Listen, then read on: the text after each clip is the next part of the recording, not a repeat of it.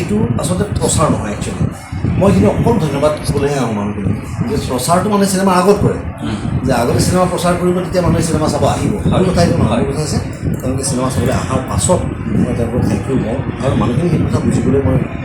দিওঁ তেওঁলোকক বুজাটো বিচাৰোঁ যে মই তেওঁলোকক মানে কোনটো চিনেমাখন হৈ গ'ল মই পাহৰি গ'লোঁ এৰি দিম এনেকুৱা নহয় মোৰ মনত সদায় থাকে এইটো কাহিনীটো দুটা বস্তু ভুলকৈ দেখাইছে প্ৰথম কথা হৈছে তেওঁলোকে বুজাইছে যে মডেলিং কৰি থকাৰ কাৰণে মই চিনেমা কৰিব বিচৰা নাছিলোঁ সেইটো নহয় আচলতে মডেলিংটো মোৰ পাৰ্ট টাইম কাম আছিলে চিনেমাখনটো মই কৰিবই বিচৰা নাছিলোঁ কাৰণ মই আচলতে CDS আৰু ACSৰ কাৰণে প্ৰিপেৰেশ্যন কৰি আছিলোঁ মোৰ আছিলে আৰ্ম ফ'ৰ্চেছ জইন কৰা হয় মিলিটাৰী নহয় পুলিচ ফ'ৰ্চ সেইটোৰ কাৰণেহে আচলতে কৰা নাছিল সেইটো এটা ভুলকৈ দেখুৱাইছে আৰু দ্বিতীয় কথা হৈছে মই এক্সাৰচাইজ কৰি থকা মই গাখীৰ কেতিয়াও খোৱা নাই অসমৰ চিনেমা হলত এতিয়া কেৱল ৰুদ্ৰ আৰু ৰুদ্ৰ চাৰিওফালে হাউচফুল ৰুদ্ৰ ঠিক তেনেকৈ আমাৰ নলবাৰীও ব্যতিক্ৰম নহয় নলবাৰীৰ যি চতুৰ মহাৰাজ চিনেমা হল এই চিনেমা হলতো ৰুদ্ৰ হাউচফুল হৈ পৰিছে আৰু আমাৰ ভাল লগা বিষয়টো হৈছে যে আজি ৰবিদা চতুৰ মহাৰাজ চিনেমাখনলৈ আহি এই ৰুদ্ৰৰ যি প্ৰচাৰ এই প্ৰচাৰৰ লগত তেখেতো আমাৰ লগত সম্পৃক্ত হৈছে ৰবিদা আজি নলবাৰীৰ বাবে আচলতে এক আনন্দৰ খবৰ নলবাৰীৰ যিখিনি দৰ্শক সেই দৰ্শকসকলে আপোনাক চিনেমাৰ পৰ্দাত সদায় চাই আছে কিন্তু আজি তেখেতসকলে আপোনাক প্ৰত্যক্ষভাৱে দেখাৰ এটা সুযোগ পাইছে কি ক'ব আপুনি না মোক প্ৰত্যক্ষভাৱে দেখাৰ সুযোগ তেওঁলোকে বহুত পাইছে মই নলবাৰী আহি থাকোঁ আৰু মানুহখিনিৰ লগত মই য'তেই লগ পাওঁ তাত যদি ক'ৰবাত নলবাৰীৰ ল'ৰা বুলি কয় মই লগে লগে তাক বিশেষভাৱে মাত দিওঁ এবাৰ কৰি পেলাই আচ্ছা তো মোৰ জেগাৰ ল'ৰা বুলি কৈ এটা তাকো উৎসাহ দিওঁ আৰু মোৰো মনটো ভাল লাগে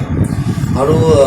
চতুৰ মহাৰাজ হলটো খোলাৰ কাৰণে এতিয়া দৰ্শকে হল এটা পাইছে মোৰ সেইটো আচলতে বিৰাট ফূৰ্তি লগা কথা মানুহখিনি মোক চাবলৈ হ'লে সদায় ৰঙীয়া নহয় পাঠশালা যাবলগীয়া নিশ্চয় এতিয়া অন্ততঃ মানুহখিনি ওচৰতে পাব যিয়ে ৰঙীয়া পাঠশালা যাব পাৰে তেওঁলোকো যাওক চিনেমা চাওক তাতো চাওক কিন্তু চতুৰ মহাৰাজত তেওঁলোকে চাব পাৰিব আৰু মোৰ এইটো আচলতে প্ৰচাৰ নহয় একচুৱেলি মই কিন্তু অকল ধন্যবাদ ক'বলৈহে আহোঁ মানুহখিনি যে প্ৰচাৰটো মানে চিনেমা আগত কৰে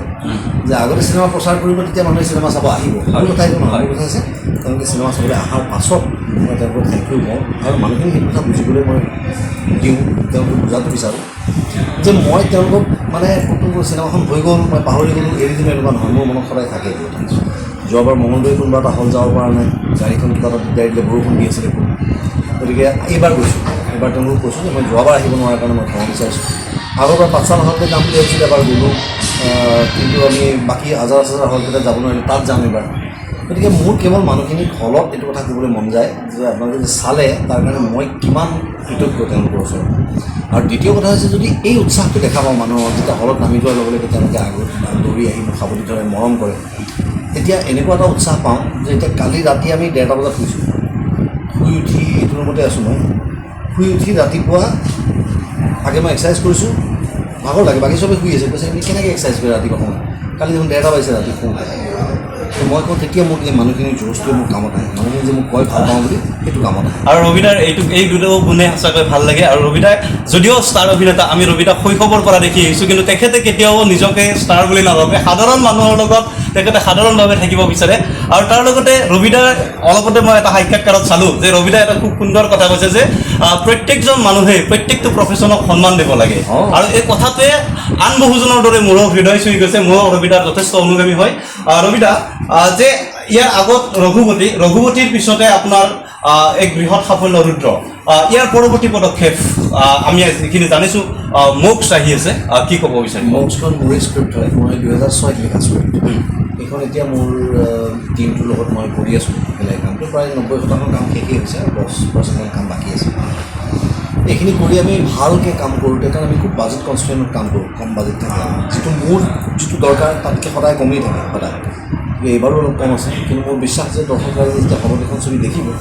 তেওঁলোকে এই ধৰণে মোক এটা ব্যৱসায়িক সফলতা দিব যে মই সেই প্ৰডিউচাৰজনৰ লছটো মই মেক আপ কৰিব পাৰিম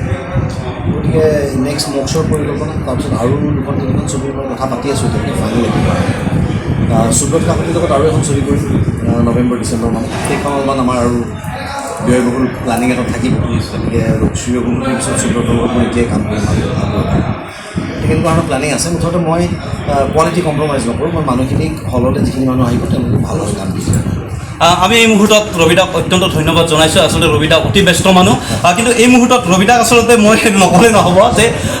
ভাইমন দা চিনেমাখনৰ জৰিয়তে আচলতে মই ৰবিদাৰ যি চিনেমা জগতৰ যিটো এণ্ট্ৰি সেইটো মই খুব ভালকৈ মানে অনুভৱ কৰিব পাৰিছোঁ তেখেতে যে ইয়াৰ আগত যে আচলতে যি মডেলিঙত জড়িত আছিলে তাৰপিছত কেনেকৈ চিনেমা ইণ্ডাষ্ট্ৰীলৈ আহিল কাহিনীটো দুটা বস্তু ভুলকৈ দেখাইছে প্ৰথম কথা হৈছে তেওঁলোকে বুজাইছে যে মডেলিং কৰি থকাৰ কাৰণে মই চিনেমা কৰিব বিচৰা নাছিলোঁ সেইটো নহয় আচলতে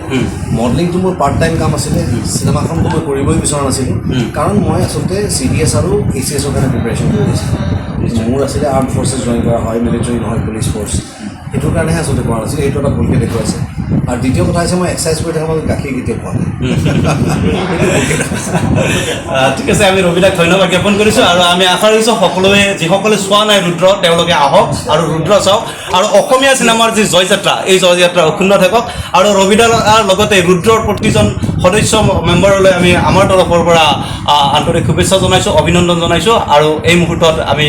ৰবিদালৈ অশেষ কৃতজ্ঞতা জনাই ভিডিঅ'টো সামৰণি মাৰিছোঁ ধন্যবাদ